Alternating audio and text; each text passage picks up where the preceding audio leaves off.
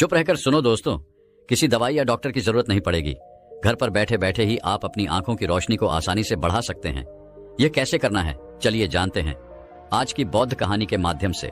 एक बार एक युवक जो अपनी आंखों को लेकर बहुत परेशान रहता था, वह एक गुरु के पास जाता है जो कि आयुर्वेद के एक बहुत बड़े ज्ञाता थे। वह युवक गुरु को प्रणाम करता है और कहता है, हे मुनिवर, मैं अपनी आंखों को लेकर बहुत परेशान हूं। मेरी आंखों की रोशनी दिन भर कम होते जा रही है। मुझे सब कुछ धुंधला धुंधला दिखाई देता है। कई बार तो मेरी आंखों में बहुत ज्यादा दर्द और जलन होता है और बहुत ज्यादा आंसू भी निकलते हैं। गुरुदेव, मेरी आंखें समय से पहले ही मेरा साथ छोड़ रही हैं। कृपया करके आप मुझे कोई ऐसा समाधान बताइए जिससे मैं अपनी आंखों की रोशनी को फिर से प्राप्त कर सकूं और आंखों की इन सभी समस्याओं से हमेशा हमेशा के लिए छुटकारा पा सकूं। उन गुरु ने उस युवक की सभी समस्याओं को ध्यान से सुना और फिर कहा कि बेटा, हमारे आयुर्वेद में आंखों से संबंधित एक पूरा उपनिषद लिखा गया है जिसे चक्षु उपनिषद कहा जाता है। इसके अलावा हमारे महर्षि वाग्भट ने आंखों के इलाज से संबंधित कई उपाय बताए हैं, कई नियम बताए हैं, जिसमें कुछ प्रमुख नियमों के बारे में आज मैं तुम्हें बताता हूं। और इसके साथ ही आज मैं तुम्हें एक ऐसे चूर्ण के बारे में बताऊंगा जिसका 15 दिन उपयोग करने से ही आपकी आंखों की ज्योति जो है वह वापस लौट आएगी। और साथ में ही इन नियमों का पालन करने से सिर्फ कुछ ही हफ्तों में आपके आंखों की रोशनी में एक आश्चर्यचकित परिवर्तन होगा। आप खुद देखेंगे कि आपकी आंखों की रोशनी वापस लौट आएगी और आपको पहले से अधिक स्पष्ट दिखाई देगा। और अगर तुम लंबे समय तक इस चूर्ण का उपयोग करते हो और इन नियमों का पालन करते हो तो तुम्हारी आंखों की सभी समस्याएं, सभी बीमारियां जड़ से खत्म हो जाएंगी और तुम्हारी आंखें हमेशा के लिए स्वस्थ और दृष्टिकोण बनी रहेगी। फिर गुरु उस युवक से कहते हैं कि बेटा, सबसे पहले इन नियमों के बारे में जानते हैं। इसके बाद मैं तुम्हें उस चूर्ण के बारे में, उस चूर्ण की विधि के बारे में बताऊंगा और यह भी बताऊंगा कि तुम्हें उसे किस तरह से प्रयोग करना है। फिर गुरु उस युवक से कहते हैं कि बेटा, अब तुम्हें नियमों को ध्यान से सुनो। आंखों के उपचार के लिए आयुर्वेद का पहला नियम है, सुबह उठते ही बिना कुल्ला किए अपने मुंह की लार को आंखों पर लगाना है। तुम जैसे ही सुबह बिस्तर से उठते हो तो बिस्तर पर बैठे हुए ही अपने मुंह की लार को अपनी उंगली में लो और उसे अपनी आंखों की कोर में काजल की तरह लगाओ। यह बहुत ही रामबाण इलाज है। आंखों की सभी समस्याओं का असल में हमारी लार में वह सभी तत्व पाए जाते हैं जो मिट्टी में होते हैं, और जब हम मुंह की लार को आंखों में लगाते हैं तो वह सभी पोषक तत्व हमारी आंखों को मिलने लगते हैं जो इसे स्वस्थ बनाए रखने के लिए बहुत जरूरी है। आंखों को हमेशा स्वस्थ बनाए रखने के लिए आयुर्वेद का दूसरा नियम है, मुंह में पानी भरकर आंखों में धीरे धीरे छींटे मारना। तुम जब रोज सुबह अपनी आंखों को धोते हो तो उसे ऐसे ही मत धो, बल्कि उससे पहले अपने मुंह में पानी भरो, फिर अपनी आंखों पर कम से कम 20 छींटे मारो। छींटे इतनी तेजी से न मारो कि आपकी आंखों में दर्द होने लगे, वह लाल हो जाए। हमें बस इतनी तेजी से छींटे मारने हैं ताकि पानी आपकी आंखों के अंदर चला जाए। जब आप आंखों में छींटे मारते हैं तो अंदर की छोटी से छोटी गंदगी भी पानी के साथ भरकर निकल जाती है और आंखें साफ हो जाती हैं। और मुंह में पानी भरने का कारण यह है कि जब हम आंखों में छींटे मारते हैं तो आंखों का कचरा जो है वह मुंह के रास्ते से न जाकर सीधे आंखों से ही पानी के साथ बाहर निकल आए, क्योंकि आंखों की कहीं बीमारियां सिर्फ आंखों में धूल मिट्टी जाने के कारण या कचरा जाने के कारण पैदा होती है। और जब यह सब कचरा साफ होगा तो हमारी आंखें भी स्वस्थ होंगी। फिर गुरु उस युवक को तीसरा नियम बताते हुए कहते हैं कि बेटा, सूर्य देव को देखना है। हर दिन लगभग 5 मिनट के लिए सूर्य देव को देखना है, लेकिन दोपहर में या तेज धूप में नहीं, सिर्फ उगने से 1 घंटे के अंदर अंदर या फिर सूर्यास्त होने के 1 घंटे पहले। सबसे ज्यादा अच्छा तो यह होगा कि तुम सूर्य देव के उगने या अस्त होने के समय उनके दर्शन करो, और जब जरूरत महसूस हो तो पलके झपका भी सकते हो। शुरू में इसे 1 मिनट के साथ शुरू करो और धीरे धीरे इसे 5 मिनट तक लेकर जाओ। सूर्य दर्शन के समय सूर्य की किरणें हमारी आंखों में अवशोषित होती हैं और हमारी आंखों को ठीक करती हैं। अंत में अपनी दोनों हथेलियों को रगड़कर उसे अपनी आंखों के ऊपर रख लो, लेकिन इस बात का ध्यान रखना कि आपको अपनी आंखों के ऊपर रखना है, उन्हें दबाना नहीं है। ऐसा करने से आंखों को आराम मिलता है। चक्षु अपने शक में सूर्य देव को आंखों का वेद कहा गया है। फिर गुरु उस युवक को अगला नियम बताते हुए कहते हैं कि आंखों का व्यायाम करो। आप इसे किसी भी समय कर सकते हैं, लेकिन सुबह और सोने के पहले करने से यह ज्यादा फायदा देता है। इसके लिए सबसे पहले तो अपनी आंखों को 10 बार ऊपर नीचे करो, 10 बार ऊपर करो और 10 बार नीचे करो। जितना हो सके उतना ऊपर करो और जितना हो सके उतना ही नीचे लो। लेकिन इस बात का ध्यान रखना है कि आंखों के साथ सर नहीं घूमना चाहिए। सर स्थिर होना चाहिए। सिर्फ और सिर्फ आपकी आंखें घूमने चाहिए। आंखों को ऊपर नीचे करने के बाद आंखों को 10 बार बाईं ओर और 10 बार दाईं ओर लेकर जाओ। इसके बाद 10 बार आंखों को ऊपर कोने की ओर और 10 बार आंखों को निचले कोने की ओर लेकर जाओ। इसके बाद आंखों को गोल गोल घुमाते हुए एक वृत्ताकार आकृति बनाने का प्रयास करो। आंखों को 10 बार दाहिनी ओर गोल गोल घुमाएं और 10 बार बाएं ओर गोल गोल घुमाएं। फिर सबसे जरूरी व्यायाम, अपने हाथ के अंगूठे को अपनी दोनों आंखों के बीच में रखो और अपने नाखून के हिस्से को देखो और बिना ध्यान हटाए धीरे धीरे अपने अंगूठे को दूर लेकर जाओ। इस दौरान आपका पूरा ध्यान अंगूठे के नाखून पर होना चाहिए। जैसे ही अंगूठा दूर जाए तो सारा ध्यान अंगूठे से हटाकर उसके पीछे वाली चीज पर लगाओ। फिर वापस अंगूठे के नाखून पर ध्यान केंद्रित करो और फिर उसे धीरे धीरे अपने नाक के पास लो। इस प्रक्रिया को तुम्हें 10 बार दोहराना है और फिर इसके बाद अपने दोनों हथेलियों को रगड़कर अपनी दोनों आंखों को ढक लेना है और आंखों को आराम देना है। दरअसल हमारी आंखों के आसपास बहुत सारी मांसपेशियां होती हैं जो हमारी आंखों को चलाती है, उन्हें नियंत्रित करती है। बिना व्यायाम के यह मांसपेशियां कमजोर पड़ जाती है, लेकिन इस व्यायाम को करने से तुम्हारी आंखों की मांसपेशियां मजबूत होती हैं और वह अपनी कोई भी ताकत दोबारा हासिल कर सकती है। फिर गुरु अगला नियम बताते हुए कहते हैं कि शरीर को साफ रखो, क्योंकि शरीर साफ तो बीमारियां साफ। आयुर्वेद के नियम के अनुसार यदि हमारा शरीर भीतर से साफ है तो हमें कोई बीमारी नहीं हो सकती है। अगर हमारी आंतें साफ है और उनमें कोई भी पुराना भोजन जमा नहीं हुआ है तो हमारा पेट सुबह एक बार में ही साफ हो जाता। हमें कब्ज की समस्या कभी नहीं होती है, तो हमारा हर एक अंग स्वस्थ रहेगा और हमारी आंखें भी स्वस्थ रहेंगी। अपने शरीर को अंदर से स्वस्थ रखने के लिए तुम्हें रोज 16 घंटे का उपवास या फिर एक दिन 24 घंटे का उपवास करना चाहिए। फिर गुरु उसे आगे बताते हुए कहते हैं कि बेटा, अपनी आंखों को त्रिफला के जल से धो लो। त्रिफला एक बहुत ही प्रसिद्ध आयुर्वेदिक औषधि है। महान आशी वाग्भट ने त्रिफला को इंसानी शरीर के लिए अमृत तुल्य बताया है। त्रिफला जैसे ही उसका नाम है, यह 3 फलों से मिलकर बना है। पहला है आंवला, दूसरा है बहेड़ा और तीसरा है हरड़। को बनाते समय इन तीनों की मात्रा का ध्यान रखना बहुत आवश्यक है। त्रिफला बनाने के लिए आंवला, बहेड़ा और हरड़ का अनुपात 1 अनुपात 2 अनुपात और 3 अनुपात होना चाहिए। यानी आंवला 3 गुना, बहेड़ा 2 गुना और हरड़ 1 गुना होनी चाहिए। इन तीनों को सूखाकर इनके बीज निकालकर इसे अच्छे से पीस कर मिला लीजिए। इस तरह से त्रिफला का चूर्ण तैयार हो जाता है। फिर इसे किसी मिट्टी के बर्तन में रख दीजिए और 1 चम्मच त्रिफला चूर्ण को 2 ग्लास पानी में रात में भिगोकर रख दें और सुबह उसे छानकर अपनी आंखों को उससे धो लीजिए। ऐसा करने से बहुत ही तेजी से आंखों की सभी समस्याओं में आराम मिलता है और आंखों की रोशनी बहुत ही तेजी से बढ़ती है। त्रिफला सिर्फ आपकी आंखों के लिए नहीं बल्कि हमारे शरीर के लिए भी बहुत फायदेमंद होता है, क्योंकि यह वात, पित्त और कफ तीनों दोषियों को नियंत्रित करता है। शरीर को साफ करने के लिए त्रिफला को 2 तरीके से लिया जा सकता है, एक रात को और दूसरा सुबह। अगर आप त्रिफला सुबह लेते हैं तो गुड़ या शहद के साथ लो, और यदि आप त्रिफला को रात में लेते हैं तो दूध के साथ या फिर गर्म पानी के साथ इसे ले सकते हैं। रात में दूध या गर्म पानी के साथ जो त्रिफला खाया जाता है वह हमारे शरीर को साफ करने का काम करता है, गंदगी बाहर निकालता है। और सुबह जो गुड़ या शहद के साथ त्रिफला खाया जाता है यह पोषक तत्व का काम करता है, यानी कि पोषक तत्व प्रदान करता है। इसीलिए जो व्यक्ति स्वस्थ है, जिन्हें कब्ज या पेट से जुड़ी हुई कोई भी दिक्कत नहीं है, वह त्रिफला को दिन में खाए, और जिन्हें पेट की सफाई करनी है, कब्ज की समस्या रहती है, वह इसका सेवन रात को करे। फिर गुरु उस युवक को अगला नियम बताते हुए कहते हैं कि बेटा, यह नियम बहुत ही लाभकारी है। इससे तुम्हारी आंखें और मन दोनों ही तेज बनते हैं। इसके लिए तुम्हें एक अंधेरे कमरे में दीपक या मोमबत्ती जला लेना है। फिर उसे इतनी ऊंचाई पर रखना है कि जब तुम बैठो तो वह तुम्हारी आंखों के ठीक सामने होना, ज्यादा ऊपर होना चाहिए और ना ही ज्यादा नीचे होना चाहिए। इसके बाद आपको अपनी पीठ को सीधा करके आरामदायक स्थिति में बैठ जाना है और अपनी दृष्टिकोण उस दीपक या मोमबत्ती की ज्वाला पर, यानी ज्योति पर केंद्रित करना है और लगातार उस ज्योति को देखना है। इस बीच यदि तुम पलक झपकाना चाहते हो तो आप झपका सकते हो, लेकिन कोशिश करो कि जितनी देर तुम बिना पलक झपकाए रह सकते हो तो बिना पलक झपकाए रहो। थोड़ी देर में तुम देखोगे कि तुम्हारी आंखों से आंसू बहने लगेंगे, लेकिन चिंता करने की कोई जरूरत नहीं है, क्योंकि यह क्रिया हमारे आंसुओं के द्वारा हमारी आंखों की सफाई कर रही है। इस प्रक्रिया के बीच आप आंखों के आंसू को रोकने का प्रयास न करें, बस इन्हें बहने दें।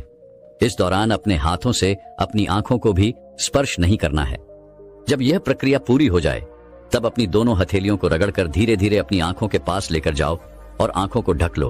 यह प्रक्रिया रोज रात को सोने से पहले कुछ मिनट के लिए करो।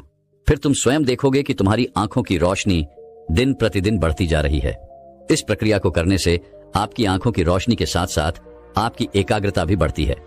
फिर गुरु उस युवक को अगला नियम बताते हुए कहते हैं कि किसी भी ठंडी सब्जी जैसे खीरा, लौकी और आलू के छोटे छोटे टुकड़ों को कुछ मिनट तक अपनी आंखों के ऊपर रखो।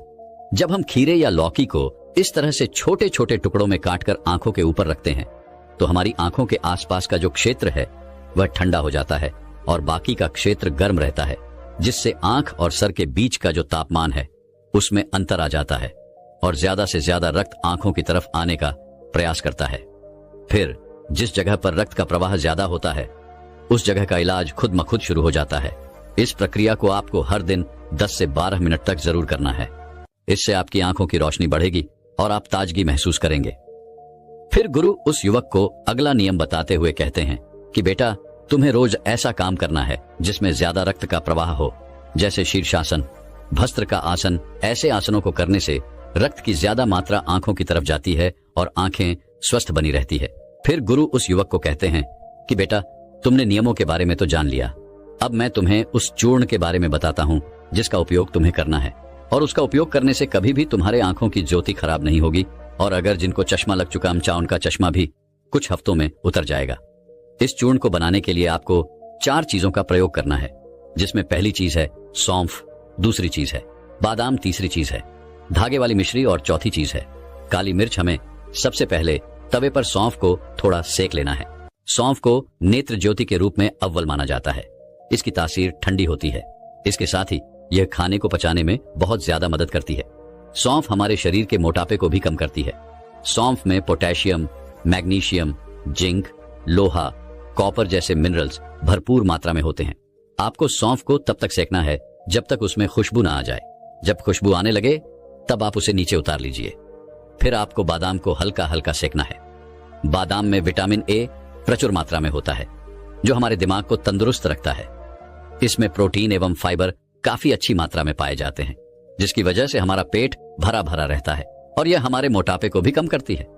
इसके बाद आपको बादाम और सौंफ को अच्छी तरीके से पीस लेना है। इसका बारीकी टोन बना लेना है और इसके बाद आपको धागे वाली मिश्री में से धागा निकाल देना है और उसे कूट कर उसका बारीक टोन बना लेना है। फिर आपको 10 से 15 काली मिर्च लेनी है। काली मिर्च में एंटी इन्फ्लामेटरी तत्व पाए जाते हैं, जो आंखों के लिए बहुत लाभदायक होते हैं। इसके साथ ही काली मिर्च जीवाणु रोधक और इम्यूनिटी बढ़ाने में सहायक होती है, जिससे आंखों की रोशनी मजबूत बनती है। काली मिर्च में विटामिन ए और विटामिन ई पाए जाते हैं, जो आंखों के लिए बहुत लाभदायक हैं।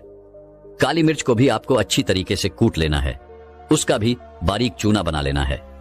फिर आपको इन चारों चीजों को एक साथ मिक्स कर लेना है। फिर आपको इस चूर्ण को 1 चम्मच गुनगुने पानी में या फिर 1 ग्लास दूध में सुबह सुबह खाली पेट लेना है। इसको लेने से आपकी आंखें बिल्कुल स्वस्थ रहेगी और साथ ही साथ आपका पेट भी बिल्कुल साफ होगा। आप अच्छी तरह से फ्रेश हो पाएंगे। इससे आपको अच्छी नींद आएगी और आपकी आंखों की रोशनी और दिमाग तेज होगा। और यह चारों चीजें जो हैं वह आपको अपने घर में ही उपलब्ध हो जाएंगी। फिर गुरु उस युवक से कहते हैं कि बेटा, आज के समय में आंखों को स्वस्थ रखने के लिए जो सबसे ज्यादा जरूरी है वह है अपनी स्क्रीन टाइम को कम करना। आजकल लोग सुबह उठते ही सबसे पहले अपने फोन के मैसेज को देखते हैं और फिर पूरे दिन यहां तक कि देर रात तक मोबाइल या लैपटॉप को यूज करते हैं। और इन लैपटॉप, फोन, टीवी से निकलने वाली लाइट हमारी आंखों के लिए बहुत नुकसानदायक होती है। इसीलिए आप एक ऐसा रूटीन बनाएं जिसमें आप रात में 8 या 9 बजे के बाद किसी भी तरह की स्क्रीन को नहीं देखेंगे। ऐसा करने से आपकी आंखों को तो आराम मिलेगा ही, साथ ही साथ आपकी नींद जो है वह गहरी हो पाएगी और अगले दिन आपका रोना महसूस करेंगे। और अगर आपका काम देर रात तक लैपटॉप पर है तो आप हर कुछ देर में ब्रेक लो, आंखों को बंद करो और उन्हें आराम दो। इसके अलावा आप अपने खाने में विटामिन ए और विटामिन सी को शामिल करो, जैसे गाजर, संतरा, चक्र इत्यादि। ये सब आपकी आंखों को स्वस्थ रखने के लिए अहम भूमिका निभाते हैं। एक बार एक आयुर्वेदिक गुरु जी के पास एक लड़का आता है और वह उन गुरु से कहता है कि हे गुरुवर, मेरा पाचन तंत्र सही नहीं रहता है। मैं जो कुछ भी खाता हूं वह मुझे हजम नहीं होता है। इसकी वजह से मुझे गैस की समस्या बनी रहती है। मुझे ऐसे लगता है कि जैसे मेरा पेट तो भरा भरा रहता है। पेट भरा भरा महसूस होने के कारण मुझे भूख भी बहुत कम लगती है। मेरे चेहरे पर दाग धब्बे रहते हैं। मुझे कब्ज की समस्या रहती है और मेरा पेट खुलकर साफ भी नहीं हो पाता है। गुरुदेव, मैंने इसके लिए बहुत सारी दवाइयां ली हैं, लेकिन फिर भी मुझे कोई आराम नहीं मिला। इसीलिए गुरुदेव, आप मेरी समस्या का हल मुझे बताएं। इसके बाद गुरु उस लड़के को कहते हैं कि जो भी तुमने मुझे अपनी समस्या बताई है वह सब तुम्हारे खाने के ना पचने के कारण हुई है। इसलिए तुम यह समझो कि तुम्हें अपने खाने को पचाने के लिए करना क्या होगा और वह क्या उपाय हैं जो तुम्हें करने होंगे ताकि तुम्हारा पाचन तंत्र जो है वह मजबूत बन सके। और मैं तुम्हें आज 5 ऐसी आयुर्वेदिक औषधियां भी बताऊंगा जिनका उपयोग करने से तुम्हारा पाचन तंत्र मजबूत हो जाएगा और तुम्हारे खाने का कण कण पचेगा। फिर वह गुरु उस लड़के से कहते हैं कि सबसे पहले तुम यह समझ लो कि पाचन तंत्र में खराबी होने का सबसे बड़ा कारण जो है वह है पेट की सड़न। जब तुम्हारे पेट में खाना जाता है और वह ठीक से नहीं पचता है तो फिर वह सड़ता है, और आपके पेट की समस्याओं का सबसे बड़ा कारण भी यही है। जब खाना पेट में जाकर पचने की जगह सड़ता है तो इससे ही आपको गैस की समस्या, एसिडिटी, भारीपन की समस्या होती है और आपको भूख लगना कम हो जाती है। इसके बाद गुरुजी कहते हैं कि अब सवाल यह उठता है कि आखिर खाना पचने की जगह क्यों जाता है। तो इसका कारण है आपकी मंदाग्नि। देखो, ध्यान से सुनो बेटा, आपके पेट में एक अग्नि होती है जिसे जठराग्नि कहते हैं। जब आपका खाना पेट में जाता है तो यह अग्नि उस खाने को पचाने का काम करती है। जब यह अग्नि धीमी हो जाती है तो आपका खाना पचने की जगह सड़ता रहता है। अब यह अग्नि जो है वह मंद क्यों होती है, तो इसको समझने के लिए आपको आयुर्वेद के 4 नियमों को समझ लेना बहुत जरूरी है। अगर इन 4 नियम के हिसाब से आप अपनी जीवन शैली और अपने खान पान में परिवर्तन कर लेते हैं तो आपके पाचन की समस्याओं में से 90% समस्याओं का हल तो हो ही जाएगा। चाहे फिर आपको कॉन्स्टिपेशन की समस्या हो, लूज मोशन की समस्या हो या फिर कोई भी पेट से संबंधित विकार हो। वह गुरु उस लड़के को पहला नियम बताते हुए कहते हैं, अशुभ आहार। हमारे आयुर्वेद में कहा गया है कि आप भोजन को पकने के 3 घंटे के अंदर अंदर उसे खा लें और ज्यादा से ज्यादा आप 5 घंटे के अंदर उसे खा लें। लेकिन अगर भोजन को पकाए हुए 5 घंटे से ज्यादा हो गया है तो आप उस भोजन को ना खाएं, क्योंकि ऐसा भोजन जठराग्नि पर दबाव डालता है जिसको पचाना थोड़ा सा मुश्किल हो जाता है और आप बाजार से डिब्बा बंद चीजें लेकर आते हैं, उनको खाते हैं। वह चीजें तो कहीं महीनों और कहीं साल पुरानी होती है और आप उन्हें बड़े मजे से खाते हैं। 3 से 5 घंटे के बाद का खाना खाना भी हानिकारक होता है। वह खाना भी खाने के लायक नहीं होता है और आप 1 साल पुरानी, 2 साल पुरानी चीजें जो डिब्बों में बंद होती हैं उन्हें बड़े चाव से खाते हैं। क्या वह चीजें आपके शरीर पर गलत प्रभाव नहीं डालती है? डिब्बा बंद चीजों में केमिकल डाले जाते हैं। वह केमिकल इन चीजों की वैधता तो बढ़ा देते हैं लेकिन आपके स्वास्थ्य पर बहुत बुरा असर डालते हैं। और दूसरी ओर जंक फूड, फास्ट फूड जैसे पिज्जा, चाउमीन आदि स्वाद के चक्कर में आप खाते हैं। मीठी मीठी मिठाइयां खाते हैं, इनको भी आपको त्यागना होगा। आपकी जठराग्नि की एक सीमित मात्रा होती है कि वह इस तरह का भोजन और इतना ही भोजन पचा सकती है। जब आप अपने पाचन तंत्र पर ज्यादा दबाव डालते हैं तो आपको मंदाग्नि की समस्या हो जाती है। फिर इसके बाद आप जो भी खाते हैं वह पचने की जगह सड़ता है। फिर गुरु उस लड़के को दूसरा नियम बताते हुए कहते हैं कि भोजन सीमित मात्रा में ग्रहण करें। आप चाहे कितना ही अच्छा भोजन क्यों ना करें, आप चाहे सात्विक भोजन ही क्यों ना करते हो, लेकिन ध्यान रहे जितना जरूरी अच्छा भोजन करना होता है उतना ही जरूरी यह भी जानना होता है कि हमारे भोजन करने की सही मात्रा क्या है। कहने का मतलब है कि ज्यादा भोजन भी आपको नुकसान कर सकता है, फिर चाहे वह कितना ही अच्छा भोजन क्यों ना हो। इसको समझने के लिए आप इस उदाहरण से समझें। जैसे आप अग्नि में थोड़ा थोड़ा घी डालते हैं तो अग्नि जलती रहती है, लेकिन वहीं पर अगर आप उसमें एकदम से बहुत सारा घी डाल दें तो क्या अग्नि जलेगी? नहीं। न ज्यादा घी डालने से, एकदम ज्यादा घी डालने से वह अग्नि बुझ जाएगी। वैसे ही अगर आप ज्यादा भोजन ग्रहण करेंगे तो इससे आपके पाचन तंत्र पर बहुत ही बुरा असर पड़ेगा। आपका पाचन तंत्र उसे पचा नहीं पाएगा और वह खाना जाकर आपके पेट में सड़ता रहेगा। फिर वह गुरु उस लड़के को तीसरा नियम बताते हुए कहते हैं, सही भोजन और सही मात्रा में भोजन खाने के साथ साथ यह भी जानना जरूरी है कि भोजन को खाने का सही समय क्या है। आप सुबह के समय नाश्ता खाएं जिसमें आप फल सब्जियां आदि खा सकते हैं या फिर आप जूस पी सकते हैं। इसके बाद दोपहर में आप खाना खा सकते हैं। उसका सही समय 12 से 1 बजे के बीच होता है। इसके बाद आपको शाम का खाना जो है वह थोड़ा जल्दी खाना होगा, जैसे कि आप शाम का खाना 6 से 7 बजे के बीच खा लें। और शाम का खाना खाना आपको बिल्कुल हल्का खाना चाहिए। मगर लोग शाम को खाना एक तो देर से भी खाते हैं और दूसरा हल्का भोजन खाने की जगह भारी भोजन खाते हैं, फिर सीधा सोने चले जाते हैं, जिससे पाचन तंत्र मंद हो जाता है और खाना पचने की जगह सड़ने लगता है। इसीलिए शाम का खाना शाम ढलते ही खा लेना चाहिए और खाना खाते ही बिस्तर नहीं पकड़ना चाहिए। फिर वह गुरु उस लड़के को चौथा नियम बताते हुए कहते हैं कि पर्याप्त मात्रा में पानी पीना भी आपके पाचन तंत्र को मजबूत करता है। अगर आप पर्याप्त मात्रा में पानी नहीं पिएंगे तो आपको कब्ज की समस्या होगी और आपका पेट खुलकर साफ नहीं होगा। और अगर पेट साफ नहीं होगा तो जो खाना आप खाएंगे वह आपके पेट में पड़ा पड़ा सड़ता रहेगा।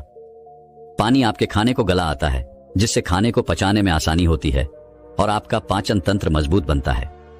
वह गुरु उस लड़के को कहते हैं कि बेटा, इसके अलावा भी बहुत सारे ऐसे कारण हैं जो आपके पाचन तंत्र को कमजोर बनाते हैं, जैसे कि ज्यादा चिंता करना, धूम्रपान करना और खराब जीवन शैली। अगर आप इन चीजों पर ध्यान देंगे और अपनी आदतों को सुधारें तो आपका पाचन तंत्र जो है वह स्वतः ही सही हो जाएगा। फिर वह गुरु उस लड़के को कहते हैं कि इन आदतों और नियमों के अलावा अगर आप कुछ आयुर्वेदिक औषधियां भी लेते हैं तो आप अपने पाचन तंत्र को बहुत ही बेहतर बना पाएंगे और फिर उसके बाद आप जो भी खाएंगे वह आपको सब पच जाएगा। फिर इसके बाद गुरुजी उस लड़के को पहली औषधि के बारे में बताते हुए कहते हैं कि सबसे पहली औषधि है त्रिफला चूर्ण। आपके पाचन तंत्र के लिए त्रिफला से अच्छा कुछ भी नहीं है। यह सबसे बढ़िया औषधि है। त्रिफला पाचन शक्ति बढ़ाने और मेटाबॉलिज्म में सुधार करने का एक प्रभावी नुस्खा है। दरअसल त्रिफला 3 आयुर्वेदिक हर्ब्स का एक अद्भुत मिश्रण है। इसे बनाने के लिए आंवला, हरड़ और बहेड़ा का प्रयोग किया जाता है। तीनों ही जड़ी बूटियों में रोचक गुण होते हैं। यह मलत्याग को बढ़ावा देने में मदद करती है, साथ ही कब्ज से छुटकारा भी दिलवाती है।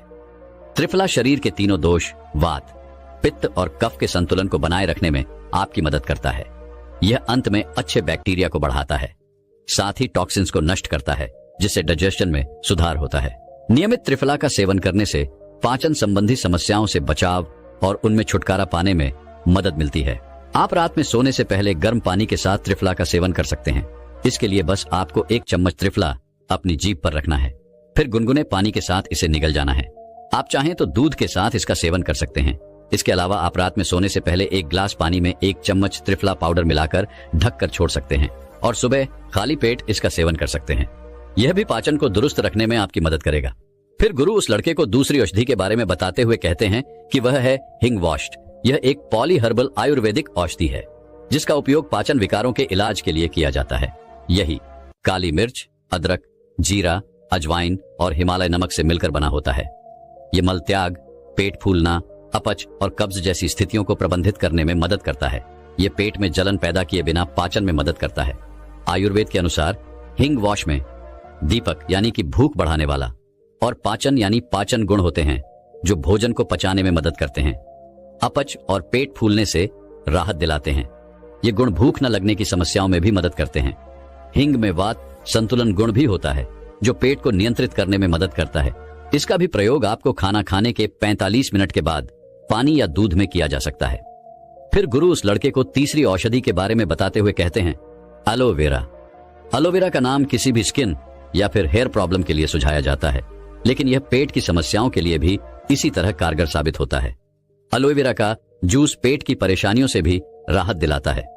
इसमें मौजूद एंजाइम पाचन क्रिया को बेहतर बनाते हैं और पोषक तत्वों के अवशोषण में भी मदद करते हैं। इसी तरह एलोवेरा पेट के इन्फेक्शन की वजह बनने वाले बैक्टीरिया और परजीवियों से भी सुरक्षा प्रदान करता है, जिससे स्टमक इन्फेक्शन होने से बचाव होता है। कॉन्स्टिपेशन और एसिड रिफ्लेक्स जैसी पेट से जुड़ी समस्याओं से बचाने में भी एलोवेरा का जूस बहुत ही फायदेमंद है। इसके अलावा यह इम्यून सिस्टम को मजबूत बनाने और मेटाबॉलिज्म को बढ़ाने में भी मदद करता है। इसके बाद गुरुजी उस लड़के को चौथी चीज बताते हुए कहते हैं कि आप ऐसी समस्या में हर्बल चाय का इस्तेमाल भी कर सकते हैं। ये चाय उबाले जाने वाली जड़ी बूटियों के मिश्रण से बनती है, जिनमें अनेकों और सदियां मिलाई जाती हैं। ये पाचन तंत्र को मजबूत करने के लिए बनाई जाती है। इसमें पुदीना, जो पाचन तंत्र की मांसपेशियों को आराम करने की क्षमता रखते हैं, ये यूप के लक्षणों, गैस और ब्लोटिंग को कम करने में मदद करता है। इसमें अदरक, जो एंटी इन्फ्लेमेटरी गुणों से भरपूर होता है, पाचन को प्रोत्साहित करने में मदद करता है और उपस्थित गैस और ब्लोटिंग को कम करने में सहायता प्रदान करता है। इसमें धनिया, जिसमें गारमेंट गुण होते हैं, वह भी पाचन को सहायता प्रदान करता है और मलाशय को शांत कर सकता है। इसी तरह कई अन्य जड़ी बूटियां होती हैं जो आपके पाचन तंत्र को मजबूत कर सकती हैं। आप इन सभी के मिश्रण से हेर्बल चाय बना सकते हैं, जो आपके पाचन तंत्र को मजबूत बनाने में आपकी सहायता करेगी। ध्यान रखें, इस तरह की चाय में आपको चीनी नहीं डालनी है।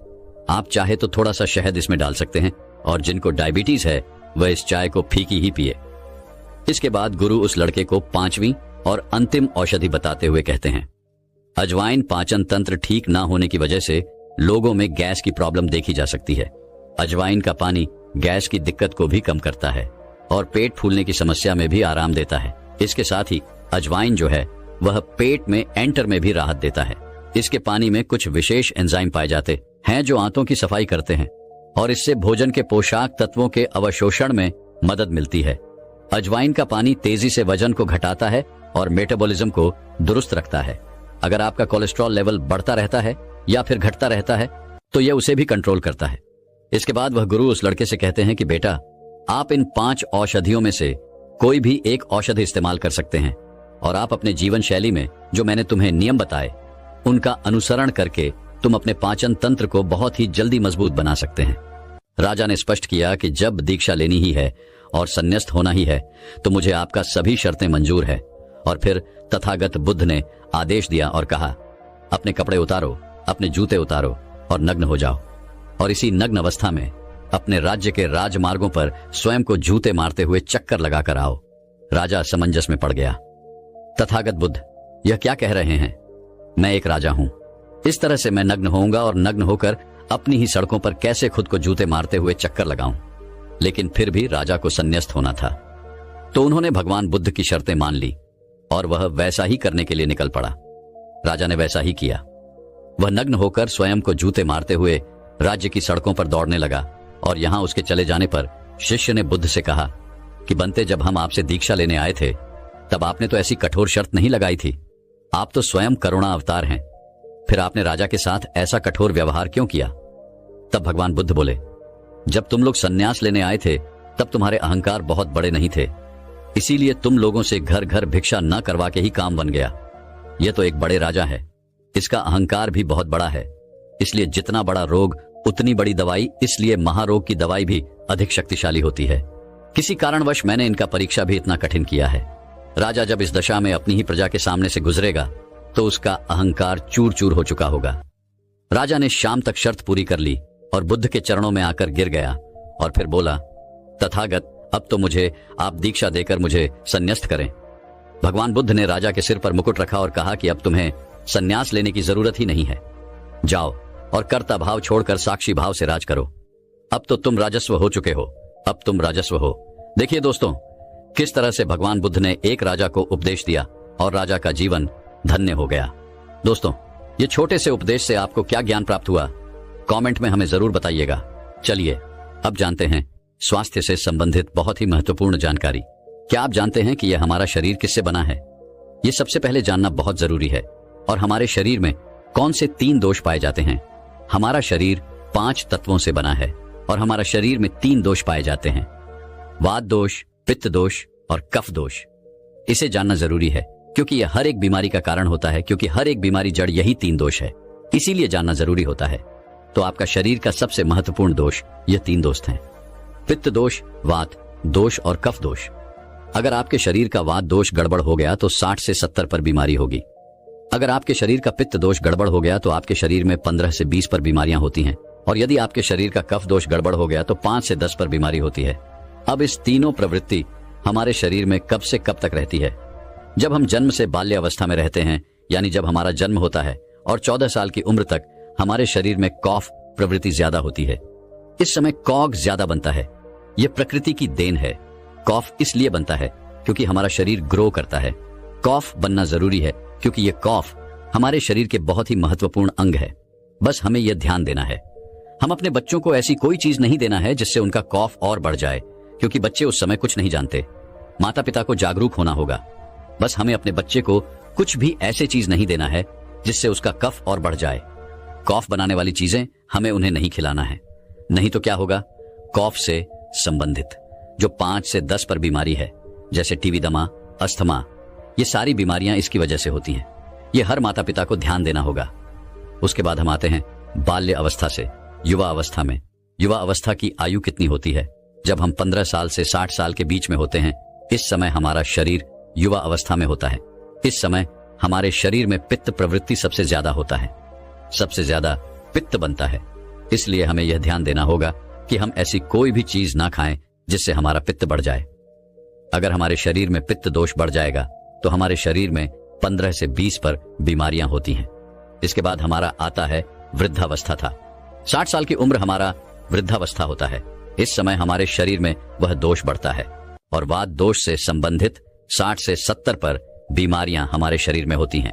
तो आपको ऐसी कोई चीज नहीं खाना है जिससे वात दोष बढ़े।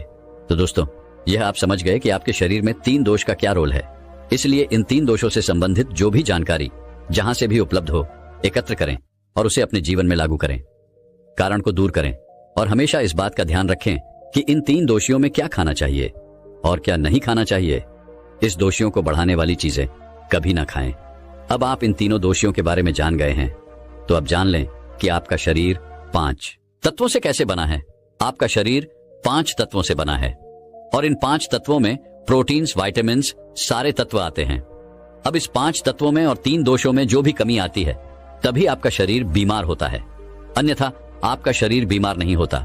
अब आप समझ गए आपका शरीर बीमार होने का क्या कारण है। जैसे कुछ लोग रोते हैं, भगवान ने हमें ये कष्ट दे दिया, भगवान ने हमें ये बीमारी दे दिया, हमें गैस्ट्रिक अल्सर हो गया, हमें थायराइड, ब्लड प्रेशर, शुगर हो गया। क्यों हो गया? भगवान ने नहीं दिया, आपने खुद पाला है। जब प्रकृति आपको खाना खाने के नियमों का पालन करने के लिए कहती है, पानी पीने के नियमों का पालन करिए, इस प्रकृति का नियम पालन करिए, तो आप क्यों नहीं कर रहे हैं? जबकि हमारा शरीर उसी तत्वों से बना है प्राकृतिक तत्वों से ही तो बना है। हमारा शरीर भी पानी से ही तो बना है, खाने से ही तो बना है, पोशाक तत्वों से ही तो बना है। ये सारे नियमों का आपको पालन करना होगा। अब जब यह हमारा पित्त दोष कह रहा है कि यह चीज नहीं खाई, यह पित्त और बढ़ेगा, तो आप उसे क्यों खाते हैं? पिज्जा बर्गर आप क्यों खाते हैं? चाय आप क्यों पीते हैं? चीनी आप क्यों खाते हैं? मैदा आप क्यों खाते हैं? जब आप ये सारी चीजें खा रहे हैं तो आपके पेट में एसिडिटी बनेगा, आपका पाचन तंत्र बीमार पड़ेगा। तो जब आपका पाचन तंत्र बीमार होगा तो अनेक बीमारियां आपको आएगी। ये तो आप खुद कर रहे हो ना, ब्रह्मांड नहीं दे रहा है, भगवान नहीं कर रहा है। हम आप इसे खुद जाने अनजाने में कर रहे हैं। हम अपने मन को, अपनी जीभ को कंट्रोल नहीं कर पा रहे हैं। तो दोस्तों, ये सारी चीजें आप छोड़ दीजिए। अब बात करते हैं कि हमें अपने शरीर पर कौन सा तेल लगाना चाहिए, कहां पर लगाना चाहिए, इस बारे में जानते हैं। आप समझ गए आपके शरीर का निर्माण कैसे होता है। इसे सुरक्षित रखना आपके हाथ में है, इसकी कि सुरक्षा आप खुद कीजिए। शरीर के 4 महत्वपूर्ण अंग हैं जिससे आपकी शरीर की सारी नसें जुड़ी हुई हैं। पहला है नाभि, दूसरा है पैर का तलवा, तीसरा है आपकी नाक और चौथा है आपका सर। यह 4 सबसे महत्वपूर्ण अंग है और इन चारों जगह पर आपको तेल लगाना है। बस ये ध्यान देना है कि आपको कब लगाना है और कैसे लगाना है। तो सबसे पहले चलते हैं आपके पैरों के तलवे। जो व्यक्ति रोज सुबह जागकर मॉर्निंग वॉक करता है, नंगे पैर जमीन पर या फिर हरी घास पर, तो दोस्तों उसकी आंखों की रोशनी कभी कम नहीं होती। तो इसीलिए आपको पैरों के तलवे में शुद्ध तोरी का तेल लगाना है। इसके अलावा आप शुद्ध सरसों का तेल भी लगा सकते हैं। जब आप रात में सोने जाएं तो उसके पहले गुनगुने पानी से अपना पैर धो लीजिए। पैर धोने के बाद बढ़िया से उसे साफ कर लीजिए, सूख जाए।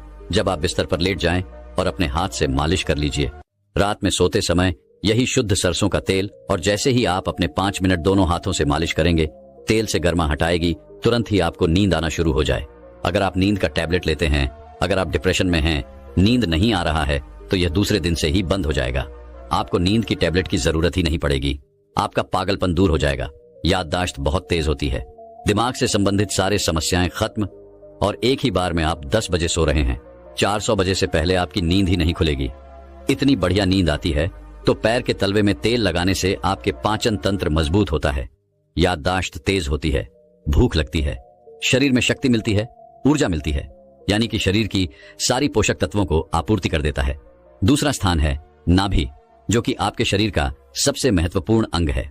नाभि के पीछे एक पेय को ग्रंथि पाई जाती है, और इसी पेय को ग्रंथि से शरीर की सारी नसें जुड़ी हुई होती हैं, और यह शरीर की सबसे शक्तिशाली ग्रंथि होती है। इसलिए नाभि में तेल लगाना चाहिए। आप देखते होंगे जब आपके घर में छोटा बच्चा होता है तो माताएं उस बच्चे की तेल से मालिश करती थी, लेकिन अब तो बच्चों को तेल लगाना ही बंद कर दिया। पहले माताएं 8 से 10 बार दिन में बच्चे की तेल से मालिश करती थीं। वे कहती थीं कि हम जितनी बार तेल की मालिश करेंगे उनकी हड्डियां उतनी ही मजबूत होंगी। और वह घर पर बना हुआ शुद्ध सरसों का तेल होता था। और वह शुद्ध सरसों घर का तेल और किसका बनाती थी? किसी सरसों को घू करके, सरसों को रोलक पहले जो उसी से मालिश करती थी, पहले वह लगा देती, उसके बाद छोड़ा करके। लेकिन आज फैशन बदल गया है, लोग तरह तरह के केमिकल युक्त तेलों से मालिश कर रहे हैं। ये किसी काम का नहीं दोस्तों। कंपनियां हमें सिर्फ बेवकूफ बनाती हैं और इससे सिर्फ बीमारियां होती हैं, क्योंकि बच्चों की मालिश के लिए सबसे अच्छा तेल सरसों का है और गांव के बच्चों को माताएं आज भी सरसों के तेल की मालिश करती हैं। दोस्तों, मैं उम्मीद करता हूं कि यह कहानी सुनने से आपके जीवन में अच्छे बदलाव